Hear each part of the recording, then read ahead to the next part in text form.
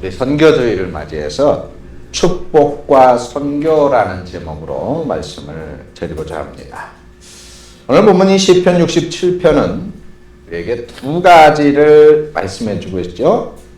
첫째가 하나님께서 당신의 백성들에게 복을 주시는데 복을 주시는 이유가 무엇인가를 말씀해 주고 있고, 두 번째로는 하나님을 믿는 우리들의 존재 목적이 무엇인가를 말씀하고 있습니다. 아주 중요한 그런 내용이라고 할 수가 있을 것입니다. 이 시편에 또 다른 별명이 있어요. 이 시편 67편을 소위 선교의 시편이라고 말을 합니다. 많은 사람들이 성경을 읽을 때 오해하는 게 하나 있어요. 구약 성경은 유대인에 관한 것이다. 유대인에 관해서만, 유대인의 구원에만 관심이 있는 것이다. 그리고 이방인들은 심판의 대상이라는 정도로 보는 것입니다. 과연 그럴까요? 좋지 않다는 거죠. 오늘 성경 말씀에 두 절을 한번 다른 것을 봅니다. 창세기 22장 18절인데 그 말씀을 보니까 또 내 씨로 말미암아 천하 만민이 복을 얻으리니 이는 내가 나의 말을 준행하였음이니라 하셨다니라 그랬습니다.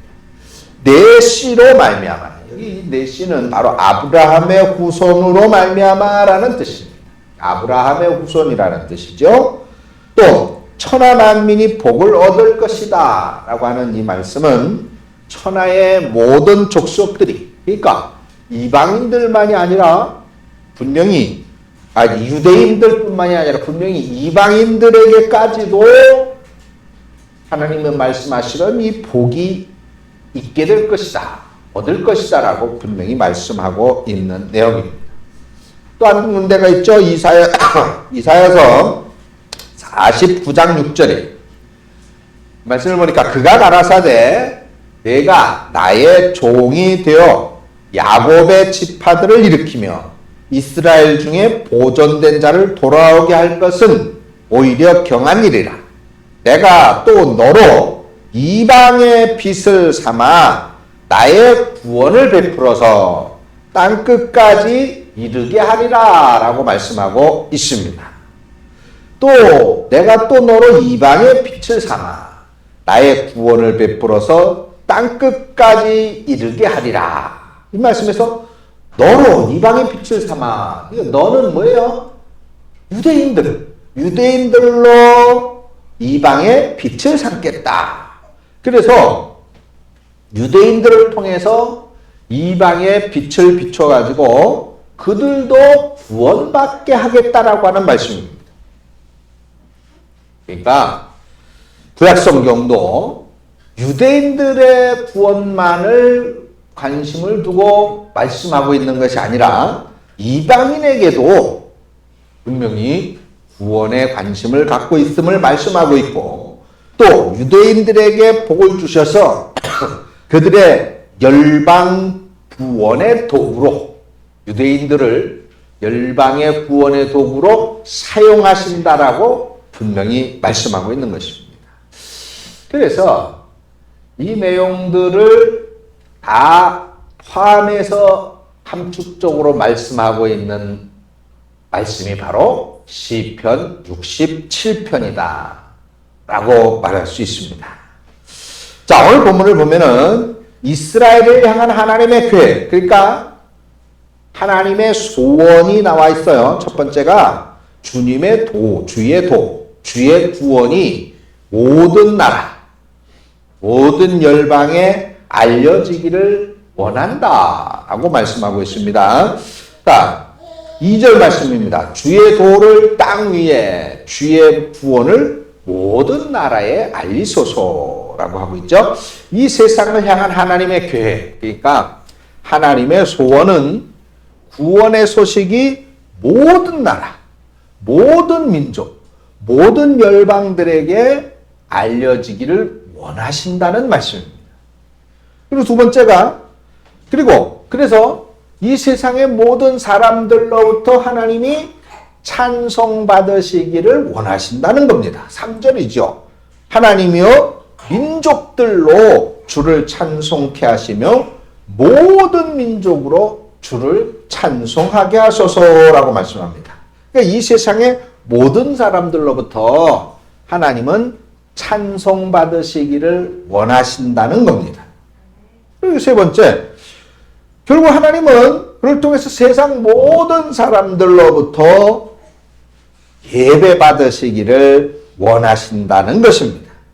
7절 후반절이죠. 땅의 모든 끝이 하나님을 경외하리로다. 여기 경외는 뭐예요? 경외, 예배를 말씀하고 있는 거잖아요. 그러니까 땅의 모든 끝이 다, 모든 민족들이, 모든 사람들이 다 하나님을 예배하게 될 것이다. 예배하리라. 그런 말씀입니다.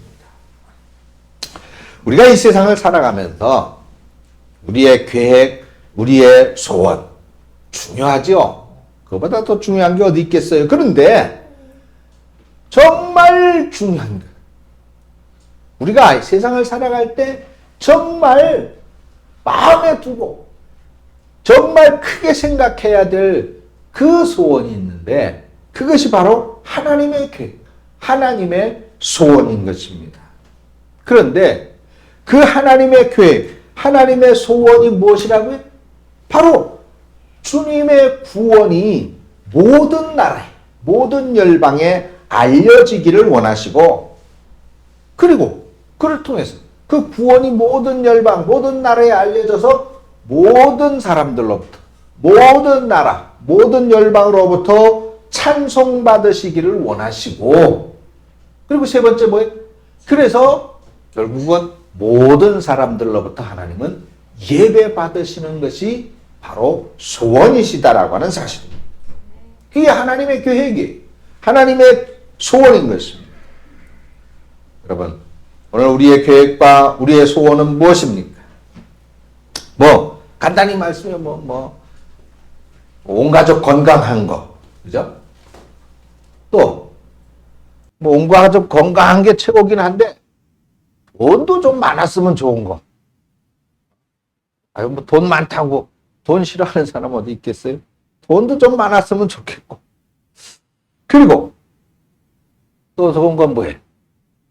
좀 지위가 높아진, 권세 있는 거.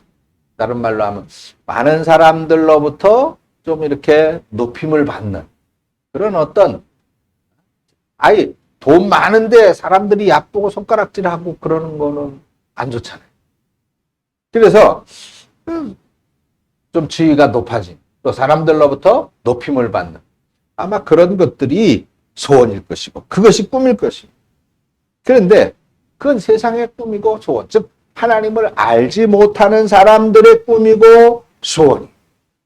우리 그리스도인들은 그와 똑같아서는 안 되겠죠. 왜? 우리는 크리스찬이 구별된 사람, 세상과 구별되어진 사람들이다 이 말입니다. 여러분들은 어때요? 세상을 크게 나누면 둘로 나눠줘요. 남자와 여자. 지금 세상에 70억 인구라고 그러는데 그냥 간단하게 남자 35억, 여자 35억. 35억 명이면 얼마나 많을까? 세어보지는 않았습니다만은 아무튼 많겠죠? 그런데 그 중에 우리는 단 한 사람의 여자, 단 한 사람의 남자를 아내로 선택한 것이, 남편으로 선택한 것이. 또 그 중에 불과 몇 명이 여기 이 자리에 이렇게 또 모여 있는 것입니다. 이걸 구별이라고 해요. 구별. 그러면 우리가 남편으로, 아내로 또는 여기에 오산대강교회 성도로 이렇게 구별되어져 있는 그것은 우리로 하여금 그 구별되어진 이유에 맞는 특별한 목적을 수행하라는 뜻이죠. 그 특별한 목적을 수행하는 것이 무엇이에요? 남편으로서의 의무, 아내로서의 의무, 하나님 앞에 성도로서의 의무를 수행하라는 것입니다. 그래서 우리는 그 의무를 수행하려고 하니까 당연히 그러면 우리가 구별되어진 이유가 바로 하나님을 찬송하게 하는 것이고 하나님을 예배하게 하는 것이다 라고 하는 것을 안다면 그러면 우리가 그 하나님의 목적과 하나님의 소원과 하나님의 계획을 이루기 위해서 어떻게 해야 될지에 대한 해답을 얻을 수가 있는 것입니다. 거기에서 중요하고 필요한 것이 바로 선교라고 하는 행위인 거예요. 금방 말씀을 드렸듯이 세계 인구 약 75, 그 중에 지금 25억이 아직 복음을 듣지 못했다고 합니다. 25억이 기독교 또는 하나님 또는 예수 이것에 대해서 전혀 듣지도 못했다고 그래요. 그래서 선교사들이 그들을 향해서 나아가 있는 것입니다.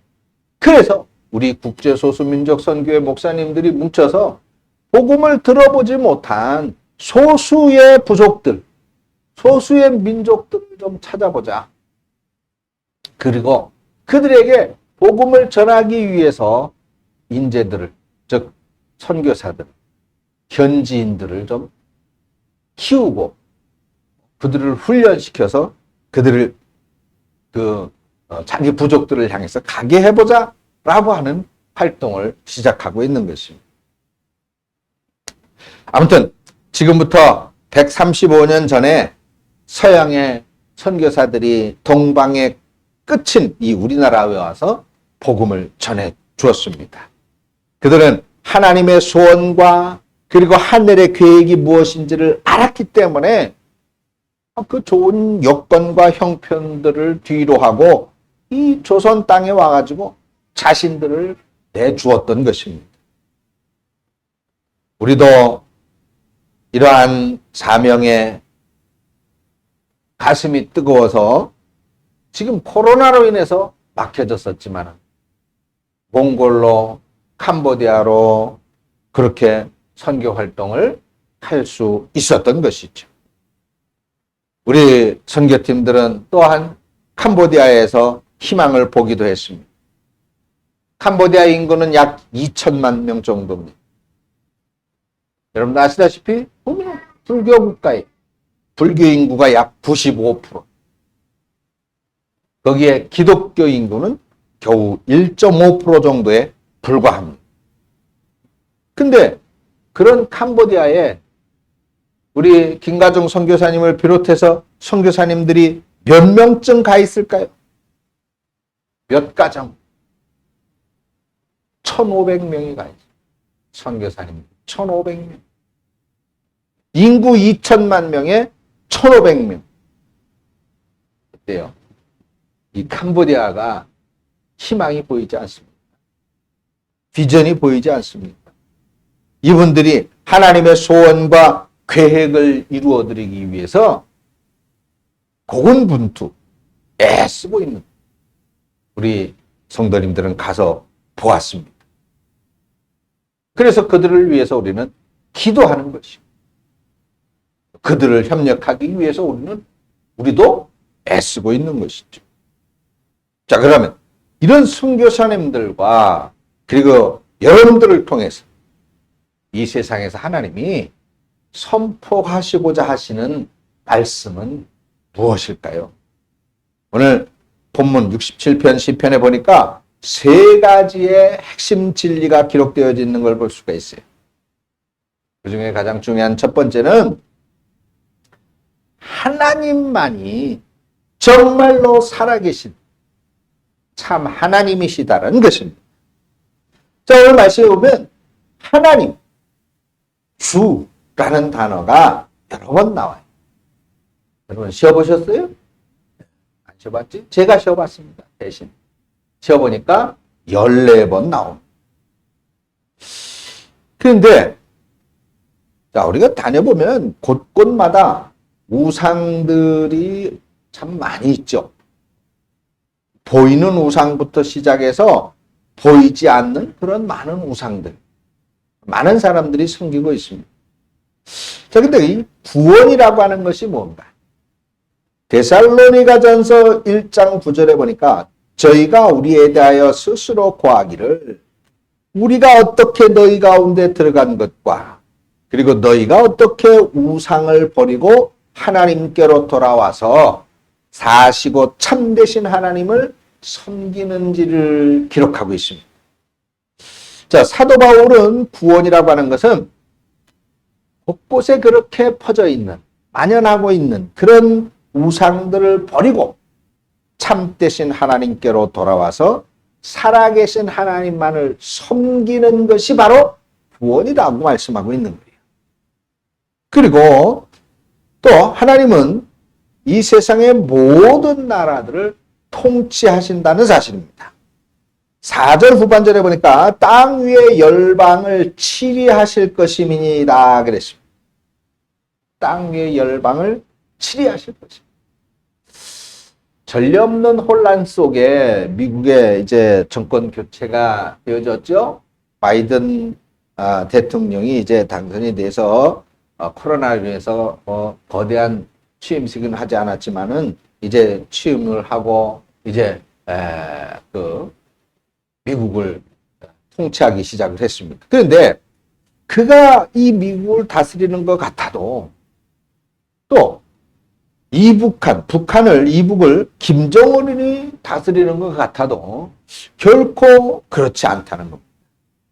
누가 다스리신다? 결국은 하나님이 다스리신다는 것이죠.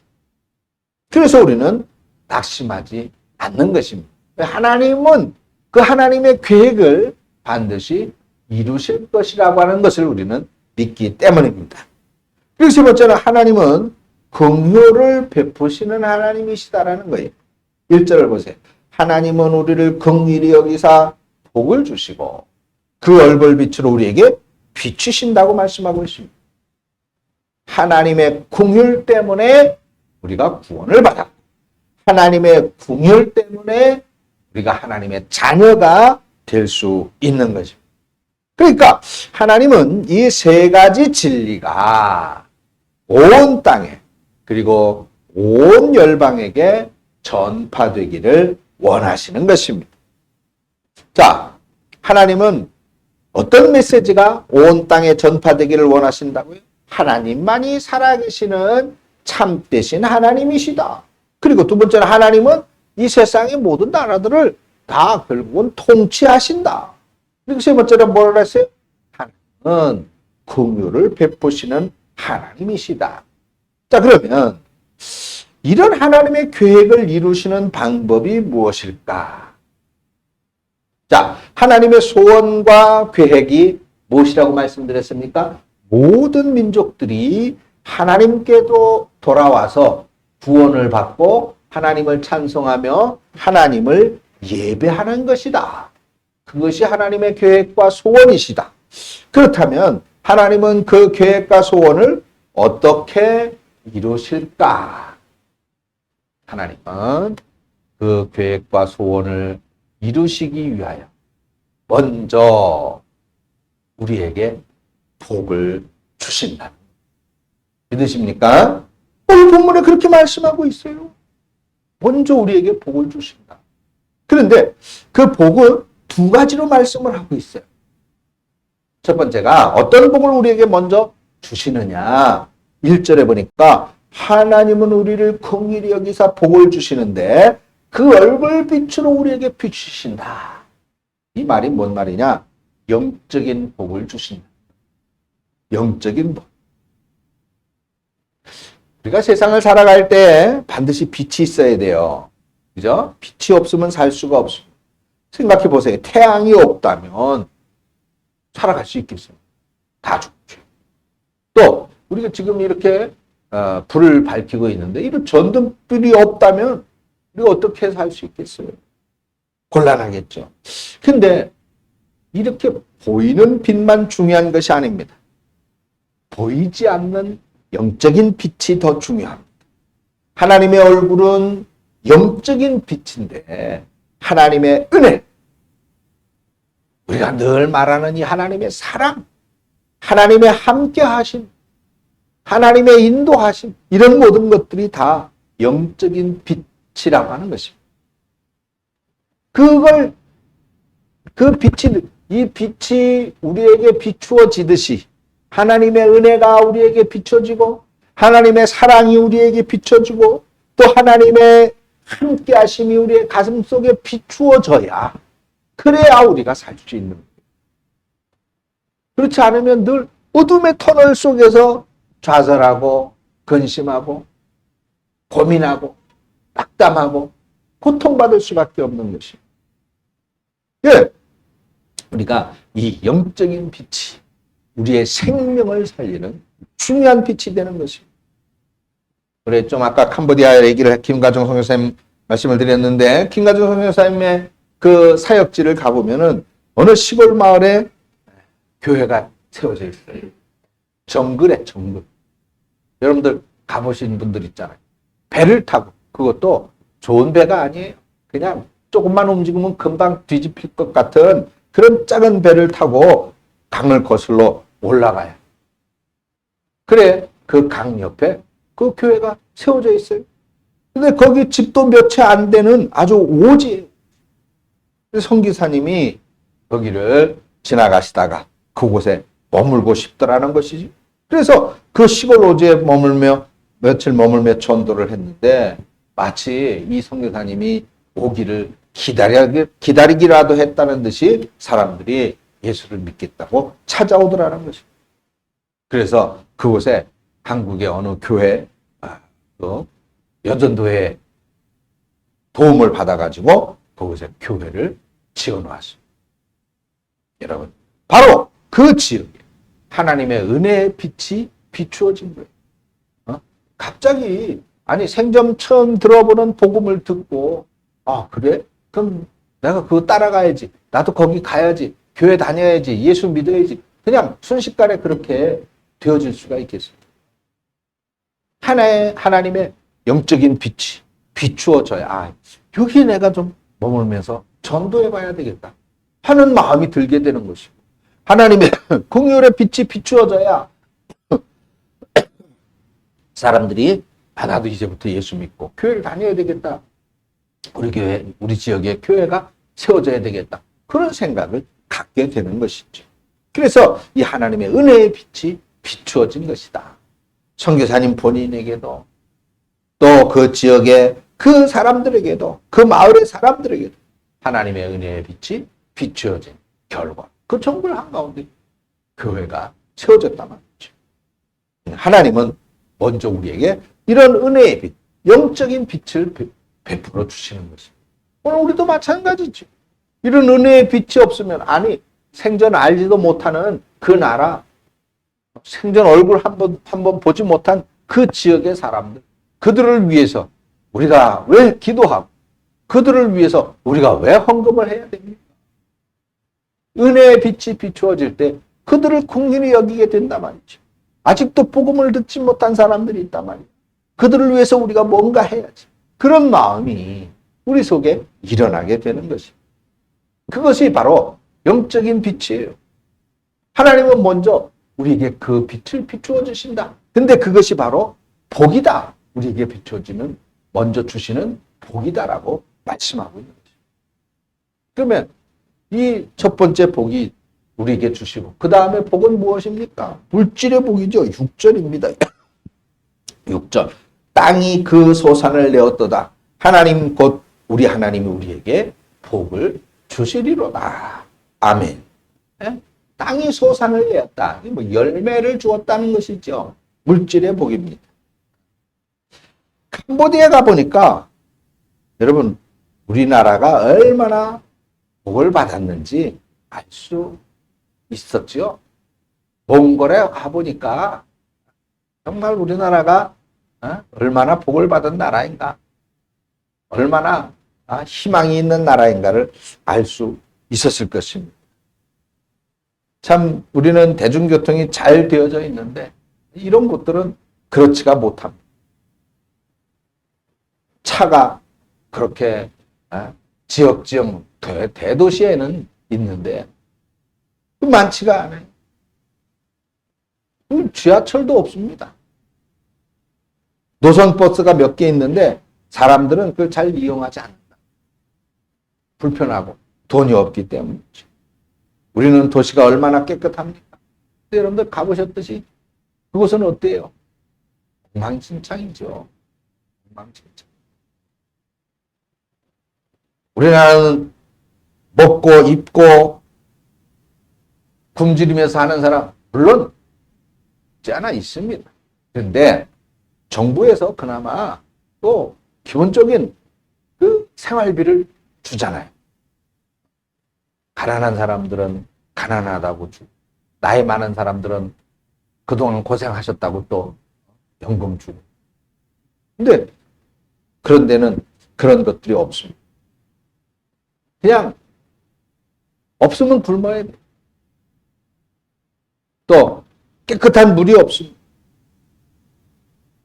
길거리에서 주스 한 잔 마음대로 사 먹을 수가 없어요. 캄보디아 여러분들 가보셨지만 그 주스 사 먹지 말라고 선교사님 그랬죠?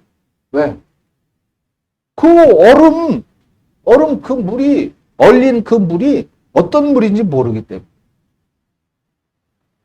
그러니까 그 깨끗하지 못한 물로 얼음을 얼려가지고 주스를 만들기 때문에 그거 먹었다가는 우리나라 사람들은 당장 배탈나. 설사를. 집에 나가면 수도가 없습니다. 그래가지고 빗물을 받아가지고 먹어요.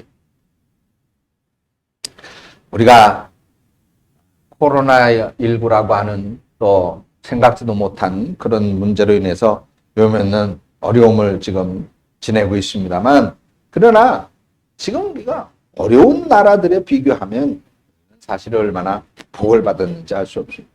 감사의 제목이지. 그러면 우리에게 이렇게 부여의 복을 주신 이유가 무엇이라고 해요? 그래요. 하나님의 계획과 하나님의 소원을 우리로 하여금 이루게 하기 위해서 먼저 우리에게 복을 주시는 것입니다. 그 복이 바로 물질의 복인 것이죠. 그럼 우리는 그 받은 것의 하나님의 일을 위하여, 하나님의 계획을 이루기 위하여, 하나님의 소원을 이루기 위하여 사용하는 것입니다.